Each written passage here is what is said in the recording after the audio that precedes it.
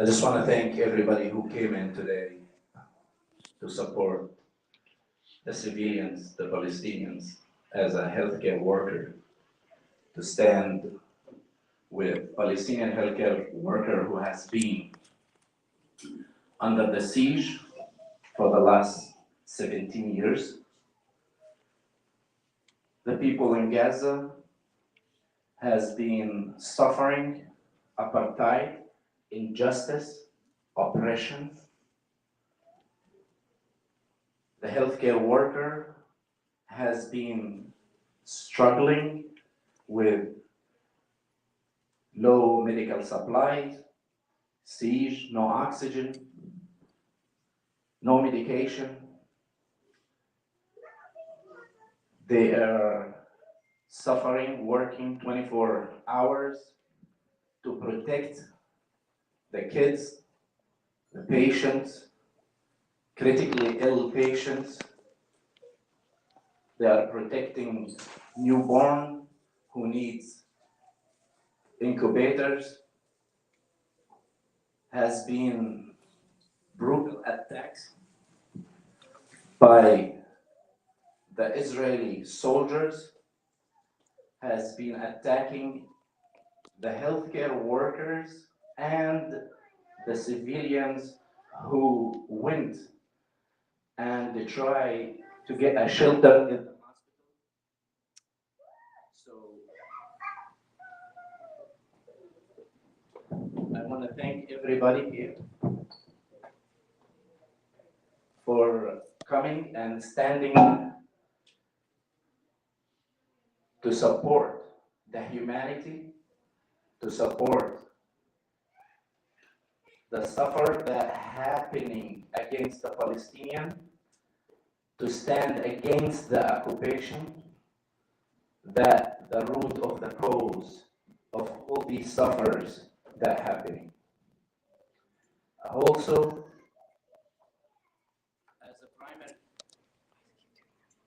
as a primary care physician, as a primary care physician in New Jersey, in the United States,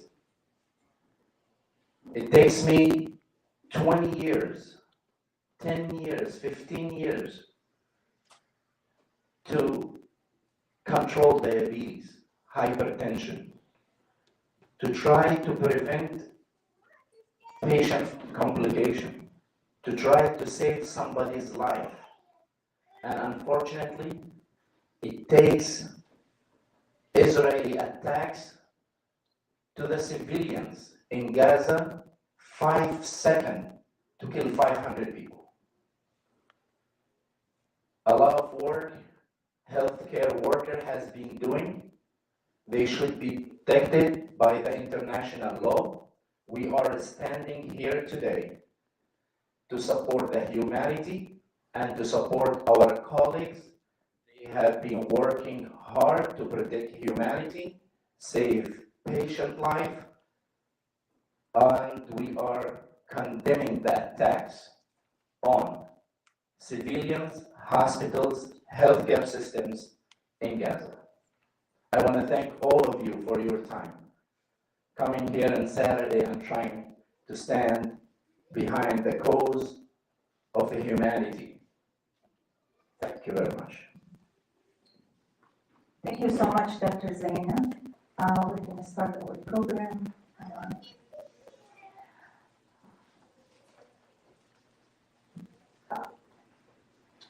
Dear President Biden, New Jersey legislators, and the American Medical Association, we, healthcare workers from New Jersey, stand united today as champions of our noble profession, concerned Americans and global citizens bound by the solemn oath to do no harm. The appalling violence in Gaza has not only shaken every single one of us, but has also stirred a deep sense of responsibility within our collective conscience. The deafening silence within the medical community and the oppressive pressure to remain silent in the face of these atrocities have forced us to question our ethical compass, but our duty to the broader healthcare community. As healers, our silence in face of such grave human suffering undoubtedly make us complicit. As the mounting calls for a ceasefire intensify, a disheartening sense of neutrality emerges within our representatives in the American Medical Association, a body allegedly formed to uphold and support those committed to vow of do no harm. The insistence of such position casts a shadow over the very principle that should guide our profession.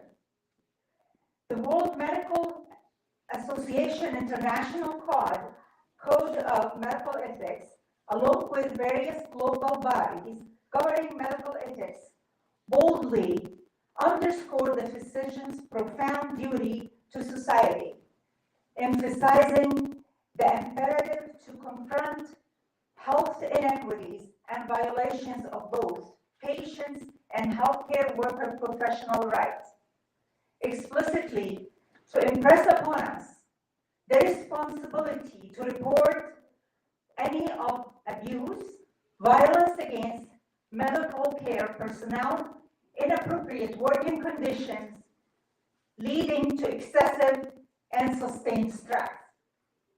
Driven by unwavering commitment to those moral guidelines, we stand before our leadership, resolute in our duty to report passionately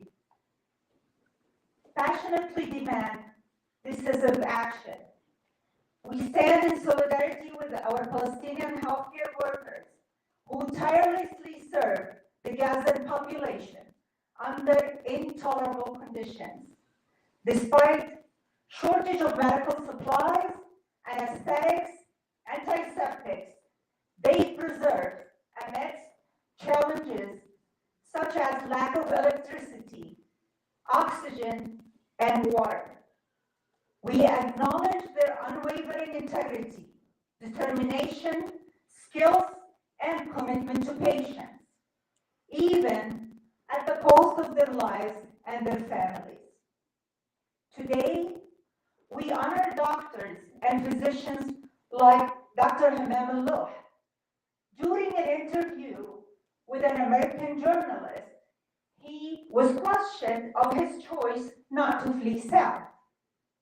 Admirably, he replied, and I quote, "If I go, who will treat my patients? You think I went to medical school for my postgraduate degree for a total of 14 years, so I would think only of my life and not my patients," end of quote. A few days later, he was killed by Israeli bombardment. Him and hundreds of others have embodied a call of medicine. They have taken on the unimaginable work, caring for community devastated daily by military attacks, while deprived of food, water, electricity, and fuel. Atrocities that countless of human rights experts, including the UN High Commissioner of Human Rights, Amnesty International, and Human Rights Watch have indicated as war crimes. To cite, Article 19 of the Fourth Geneva Convention states, "Fixed establishments and mobile medical units of the medical service may in no circumstance be attacked, but shall at all times be respected and protected by the parties to the conflict." Article 33 adds, "No protected person may be punished for an offense he or she has not personally committed. Collective penalties and likewise all measures of intimidation or of terrorism are prohibited. Hence, any violation of these articles are indeed war crimes." The world is a witness to 37 innocent babies slowly dying after being removed from their incubators due to the lack of power, oxygen, and fuel required to keep them running. The world is a witness to the entire intensive care unit in Al-Shifa Hospital shutting down, with a current death toll of 22 patients dying overnight and 55 in 3 days. The world is a witness to patients dying of sepsis, amputations done without anesthesia, and patients in excruciating pain with no end to their suffering in sight. As Shifa Hospital Director says, 7,000 people, patients, medics, and other civilians are seeking shelter, are trapped in Gaza's largest hospital, which remains cut off from water, electricity, and communications, besieged from all sides by tanks and bulldozers, with snipers or drones shooting anyone who tries to move between hospital buildings. As of this morning, Israel gave Al-Shifa Hospital 1 hour to evacuate. These evacuations have been deemed by the UN rights chief as a death sentence. We denounce the targeting of all civilians. We denounce the targeting and killing of all civilians, Palestinian and Israeli. We also denounce the collective punishment of Palestinian civilians, which, as mentioned by Article 33 of the Geneva Conventions, is a war crime. The collective punishment which has left the Ministry of Health in Gaza unable to update casualty figures for the 5th day as of November 15th, following the collapse of services and communications at northern hospitals, so we have no way of confirming how many more have been killed since. As of the latest update on November 10th, the reported fatality toll in Gaza was 11,400, now up to 12,000, with 4,710 children, 3,027 women among the victims. Additionally, over 27,900 Palestinians were injured and 3,600 are reported missing, including 1,770 children. According to Save the Children, the number of children killed in Gaza in the 3 weeks following October 7th exceeded the total number of children reported as killed annually in global conflict zones since 2019. I ask you all to take a moment and try to let these statistics sink in. This is a severe public health and humanitarian crisis, with the region's medical infrastructure irreparably damaged. In contrast, and in a clear double standard when addressing the attacks on Ukraine, the American Medical Association swiftly denounced the senseless injury and death inflicted by the Russian army. AMA President Gerald E. Harmon remarked, and I quote, "For those who survived these unprovoked attacks, the physical, emotional, and psychological health of Ukrainians will be felt for years." Whereas, in the case of the ongoing medical and humanitarian catastrophe in Gaza, the AMA has chosen to remain impartial. Instead of insisting on a ceasefire, they have called for a humanitarian pause. This double standard in addressing war crimes, reluctance to condemn blatant violations of international law, and refusal to advocate for a ceasefire, claiming it is not within the scope of their advocacy, leaves us astounded and appalled. It raises profound questions about the future and integrity of our profession. If our ethical standards can be selectively reinterpreted and modified, then does this suggest there are exceptions to the fundamental principle of do no harm? Now we call on you, our elected officials, to uphold your responsibility and commitment to protect the well-being of communities and to represent those you have been elected to serve. 2/3 of U.S. voters say the U.S. should call for a ceasefire.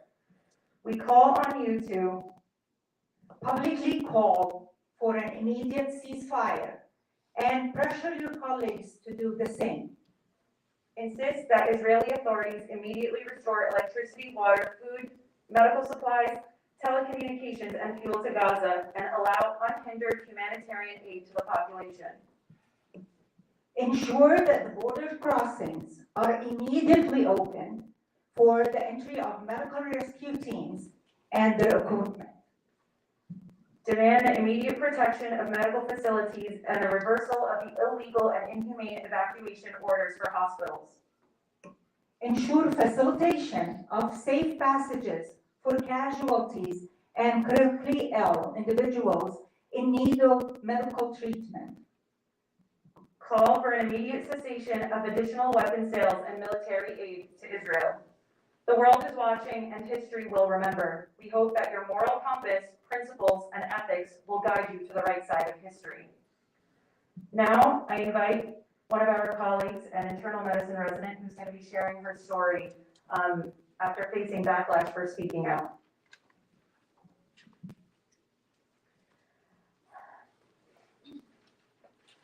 I'm here to speak to you chiefly as a physician, but also as a human being and as someone who is actively losing family members in Gaza with every passing day.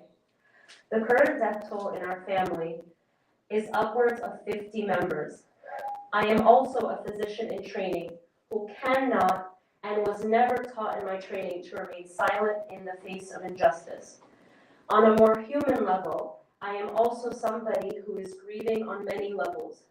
I am grieving at the state of our world, which has forced me to explain to the public why the senseless killing of my family should be denounced.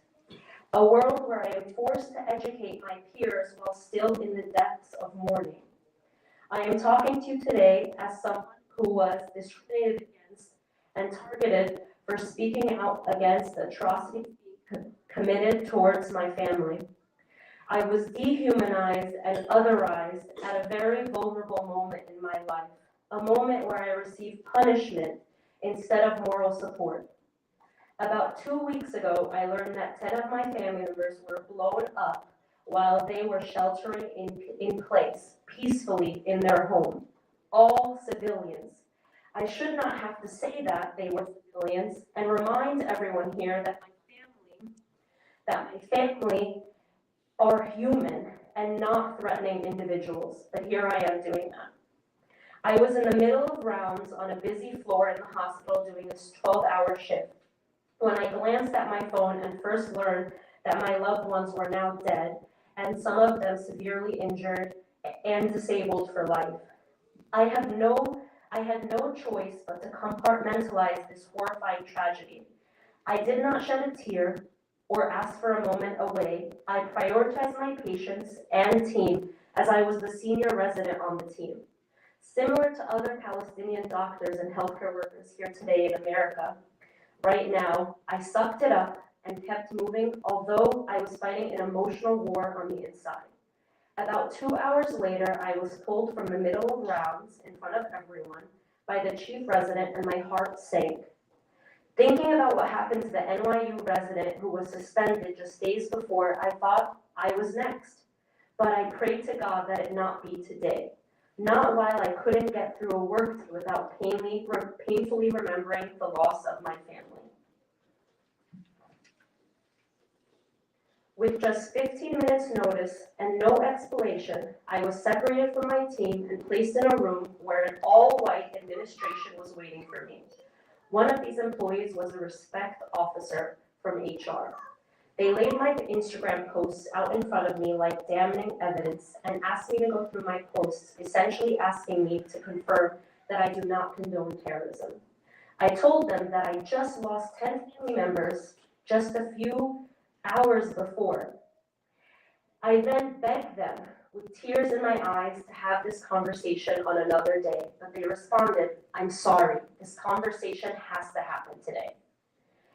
I said that the fact that they are forcing me to have this conversation completely centered around politics when I just lost 10 family members 2 hours before shows that at their core they do not see me as an equal human. They do not see my pain as equal to theirs. They do not see Palestinian lives and are suffering as suffering that warrants empathy. I told them this and they expressed how they were sorry, but there was nothing they could do. The conversation had to happen. Over the span of 2 to 3 hours, there was a back and forth conversation where I was forced to tell them the words that they wanted to hear. Hamas is a terrorist organization. Yet again, the token Arab, they need to condemn terrorism. But the reality was that while to them this was their standard procedure, to me it became clear that, as a Palestinian, I felt like a tumor in their hospital system, and they were slicing me open to decide if I was benign or malignant. Medical training is already difficult. Suicide rates for resident physicians have always been appallingly high. And I think it goes without saying that a genocide happening is a major life stressor, unlike anything we've seen before, especially when I'm experiencing it firsthand through my family. I was given no grace and my humanity was stripped. I felt as though I was just expected to take it, to stand down and be interrogated in my place of work during one of the most traumatic days of my life. The most painful part of the conversation came when they asked if I would treat an Israeli or Jewish patient differently because of my beliefs. One of the administrative agents said, if I was in your position, I might feel biased. I said, thank you for sharing your belief and what you might do, because I had no doubt in your ability to be biased. That is why I am here in this room right now, because I was born a minority and have experienced microaggressions my entire life. I feel insulted that you would ask me that question when I essentially gave up my entire 20s for medicine and have always put my patient first. And I said, and I quote, if any of you individuals with white backgrounds received a phone call that 10 of your family members were just bombed in their homes, you would probably not even be at work right now. Palestinians are expected to be able to deal with unthinkable trauma and conditioned to persevere through it for decades. But this is not normal. It is just because, unfortunately, there has never been another option for them but suffering. Despite all this, I told them, I am here. I refuse to see anyone with hate ever. None of us do. Me fighting for the humanity of my people and their right to live with dignity aligns directly with my ethics as a doctor. The final thing that I told them is that as a Muslim, as a woman, and as a Palestinian minority, I am always made to feel that I should be lucky to be in spaces that are prestigious and feel grateful to even be there. And so I should be quiet and not cause controversy. I told them clearly that they are the ones who are lucky that I am here. And they are lucky to have me in this space. And they are lucky to have my perspective. Mm-hmm. At the end of the meeting, one of the individuals told me that she believes, based on what she has heard about me in my program, that I am clearly an incredible physician and individual, and she would hate for my patients to not want me to be their doctor because of my views. I know she meant well, but I couldn't help feeling how incredibly offensive it was that she thought I needed that validation from her about my own capabilities. But regardless of that, I do not have the privilege that she has to ignore death. I do not have that privilege as a human, as a family member, and especially as a physician, to ignore and be blind to human suffering. At the end of this, I was asked to leave work until they made a decision, again, of whether or not I was benign or malignant. And I came back to work after a brief suspension after they determined that I have a right to speak. They realized they could not continue to silence Palestinian voices. They realized that instead of silencing me and kicking me on the day I felt so broken, they should have been supporting me through this. I won't stop speaking out. Our discomfort and fear of losing a job is not more important than people's lives. I knew that if I was reprimanded or standing up for human life, then I would be more of a doctor than the doctors who reprimanded me. Our job as doctors is to try to preserve life for everyone, no matter their ethnicity, their race, religion, or opinions. We should always be at the forefront of conversations about upholding the sanctity of human life. That means speaking out against the genocide of Palestinians, the bombing of hospitals, the amputation of children's limbs without anesthesia, the surgeries by flashlights, the starvation of millions, and against every horror in Gaza we are witnessing with our own eyes. Calling for a ceasefire is not only in line with being human, but it is our duty as healthcare workers. In conclusion, as a dedicated physician, I pledge unwavering commitment to treating every patient with impartiality, urging my fellow doctors to join me in speaking out against oppression and discrimination. Despite external pressures, I remain steadfast in my duty, recognizing the inherent value of every human life. I implore the healthcare community to uphold this fundamental principle. Thank you.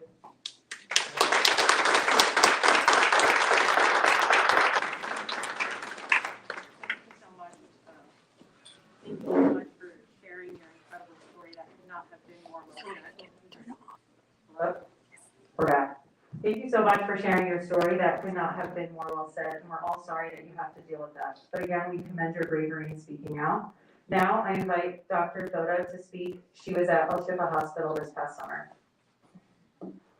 Hi, my name is Dr. Hima Bindu-Thoda. I'm currently a general surgery resident. I was in Gaza 6 weeks before the war started, working at Turkish Palestinian Friendship Hospital and Al-Shifa Hospital. I was invited to speak and share a statement on behalf of the surgery residents I worked with in Al-Shifa. I initially was going to share the words and the experience of one of the 4 female general surgery residents being trained at Al-Shifa, who chose to remain there to serve. However, I lost contact with her this week. I asked her to share what she would want the United States to know about what is going on, but I have not heard from her. I do not think I can give justice to our conversations these past 6 weeks without giving her the space to speak her exact words. I won't continue the narrative of speaking on behalf of the Palestinian people when their voice should be the forefront of this conversation. Because of that, I have nothing left to share, and I will not be taking any further questions. Thank you.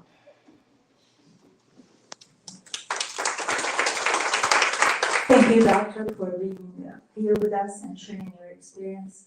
I want to thank again everyone who came and participated today. I want to thank everyone who helped this event be a possibility, especially my young residents over here. A special thank to Next Wave for printing these nice posters. And I want to ask everyone if they can share with me a moment of silence for all the deceased. Can we please stand up?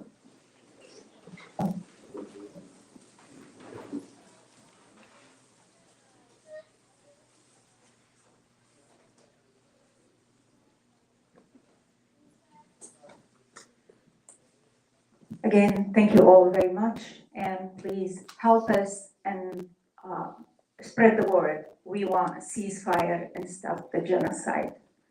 God bless you all, and God bless America, and God bless Palestine.